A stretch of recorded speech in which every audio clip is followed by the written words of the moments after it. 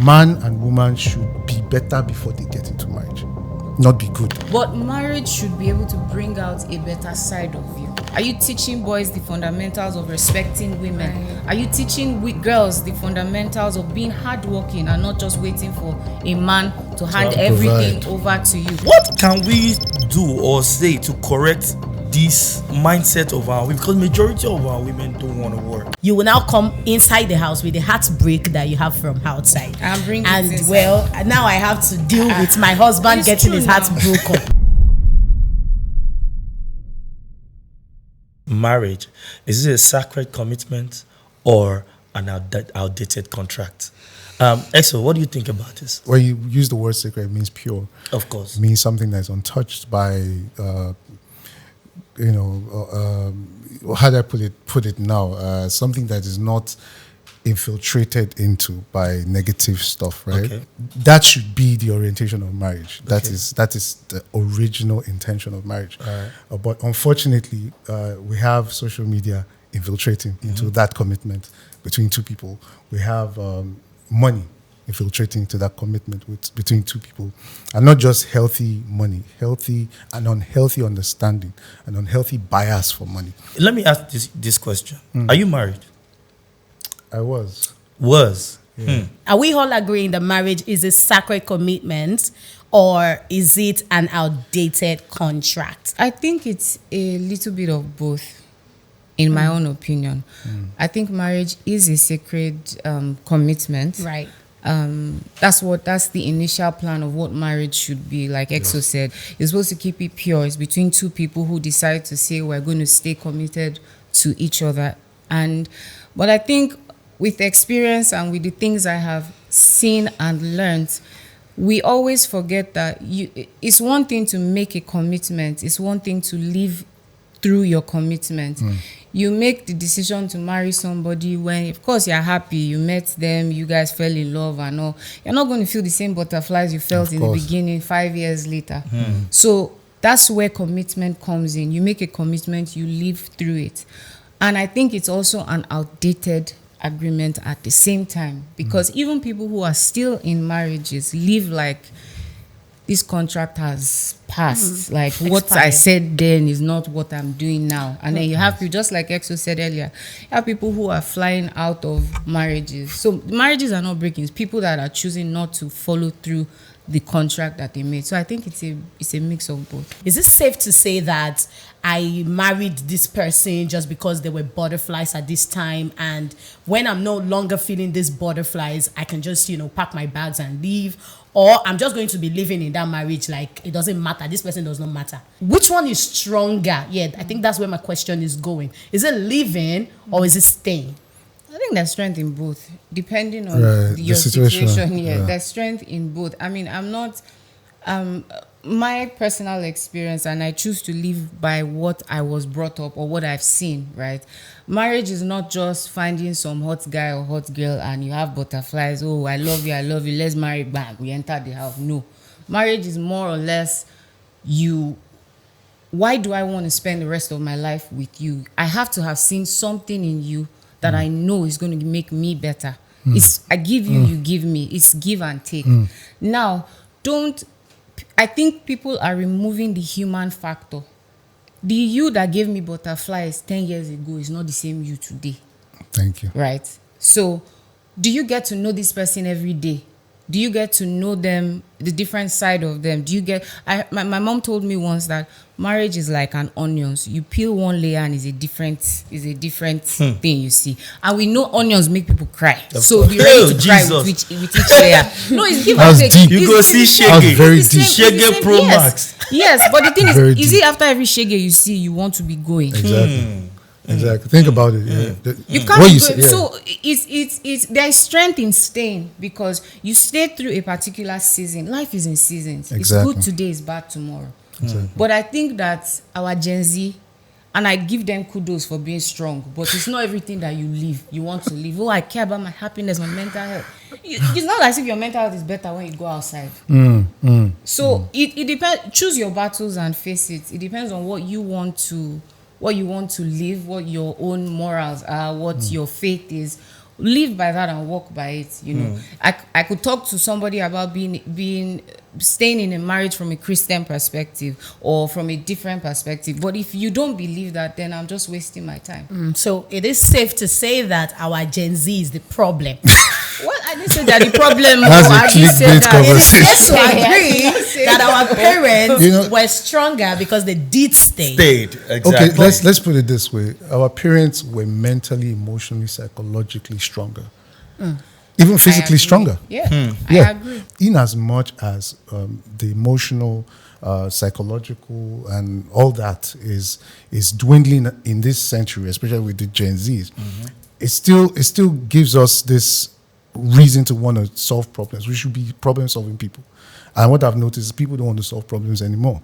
Not in the home, not in their offices, not even personally. You know, no one wants to be better anymore.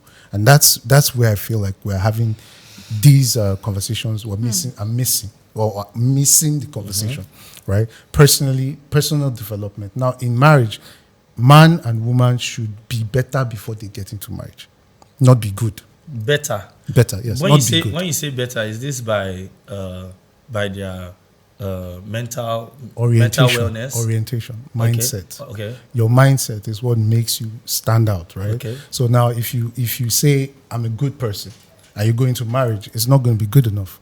It's not going to be good enough for marriage, because marriage, you need to have this improvement, ever orientation of improvement. You must have this increment for improvement or drive for improvement. I want to be better every day. I think Moyi has. Yeah, I mean, yeah. Yeah. Because I personally don't think you need to be better or good before you go into marriage. But marriage should be able to bring out a better side of you, right? And the problem is everybody's just selfish these days. Thank you. Men want to relieve pressure. I'm not a feminist because you're looking at me like this. I'm not a feminist, but the truth is, I heard something a while ago and it always stuck with me. Only real pressure is what makes you a man. Okay. Pleasure makes you think you look like a man and you're not. And it That's goes both deep. ways. That's deep. Right? Because you go through the pressure of going out. Typical example, you go through the pressure of going out, coming back. Let me tell you, you go out, if you're striving 8 to 5, or as we know as Lagos, you are living in Ikorodu, you are going all the way to the island, you are coming back. Will you have the energy to look at your wife and want to, do what mommy and daddy does? You will not want to do it. But you have the time to go to the club and sit with a side chick. Is it not the same thing you want to do with her? Why didn't you do it at home? Okay, But I'm going somewhere. All I'm right. going somewhere, right? But that is the pressure that's building you. Now, what most men will not do is sit your wife down and say, "Babe, I'm just tired." It's not you. It's me. It's not you. It's not even you, because it's the economy It's that's making you. It's circumstance, not. the Yeah, it's environment, circumstance. yeah, So yeah. then, what are you now basing that marriage on? Yeah. If you don't have a friendship with this person you're building a life with, Exactly. of course it's going to be a scam at the end of the day, because you won't even be able to face them and be very blunt or be very honest. Yes. But most men now find solace in side chick. Are we to say that cheating is inevitable? What are we defining as cheating, first of all? Having a side chick. And side guy. That's the context. And side guy. And the side guy. Are we going to say that this particular menace is inevitable? Now, yes, with the mindset that we have about marriage, yes. Moyi, what do you think? Oh, I think it was the opposite of inevitable. It's evitable. I think you don't have to. It's a choice. You don't have to. Are you don't sure? have to. Oh, very No, it's a sure, choice, but I'm saying definitely. what I'm saying. But let There's us a not- pressure. There's a pressure right now Yeah. Okay. everywhere for people to live what they see or relive what they see. There's influence, Yes, the influence. high is there, influence, high, I agree. extreme influence. But then then it does not mean that it has to happen. It's a choice, It's right? still a choice. If you see fire and I tell you it's beautiful, will you put your hand inside? Many people are doing it. They'll put their hand inside. Have you fire. seen the drug epidemic?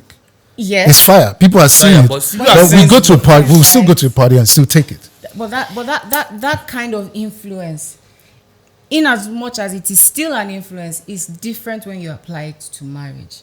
Okay. Right. All right. Because if you choose to have a side chick, or have a side guy. You could choose not to at the end of the day. Okay. Or are you going to leave your marriage? And so that means you'll be having like 6, 7, 8, 9, 10 marriages because this one didn't work. You found peace here. What made you leave that one will make you leave the next one. I think it gets. I think it Yeah, gets worse that's also because now there are other times where, let's take for instance, you now have a problem with your side chick outside, and me in the house, I have to deal with it.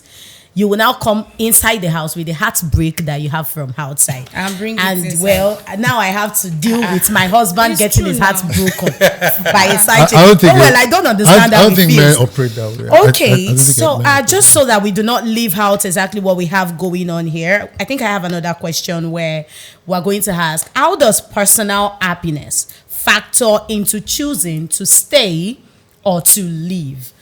I think EXO can always go first.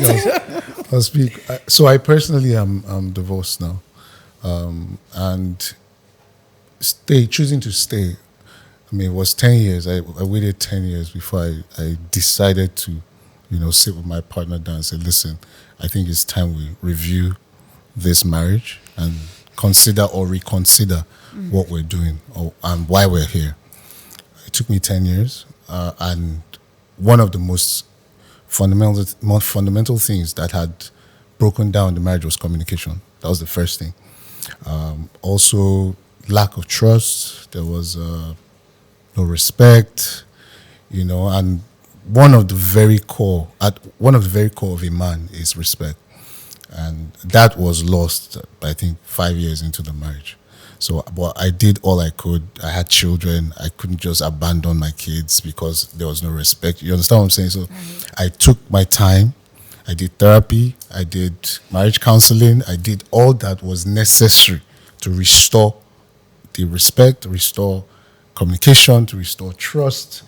But all that, was broken down. So regardless of one party playing their role, the other party has to want to play their role as well.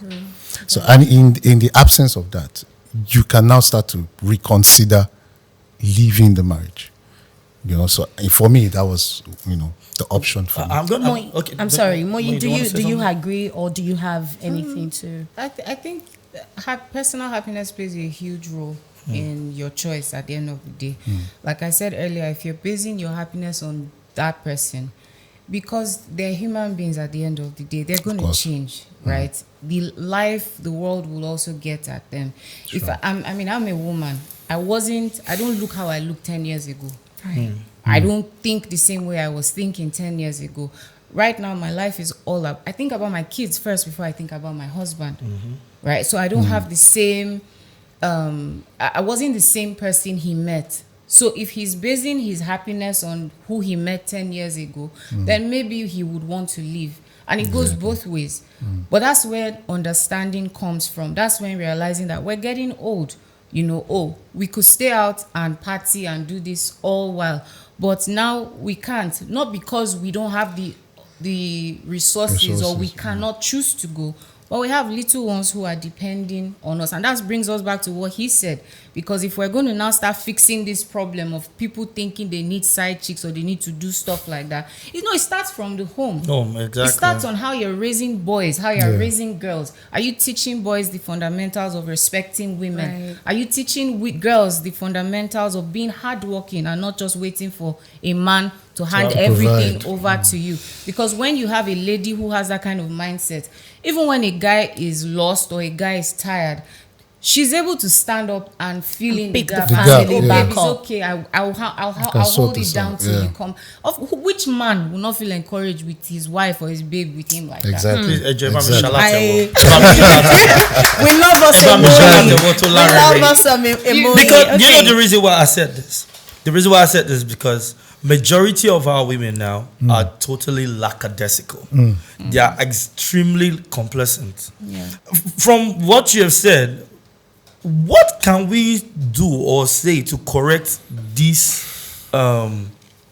mindset of our women? Because majority of our women don't want to work. I think it's a cycle, right? And a typical, I'll give an example now. You have guys who take a guy who's rich, he has money. Okay. You can be with any babe you want, whether you're married or not, right? exactly. It gets so bad that you would eventually stop believing that there's real love or any woman really cares about you. All you think about is she just wants the money. Yeah. So even when you meet a woman who is really Genuine. invested and genuine, You can't recognize it. Yeah. You've You can't sabotaged self-sabotage, yourself yeah. at all.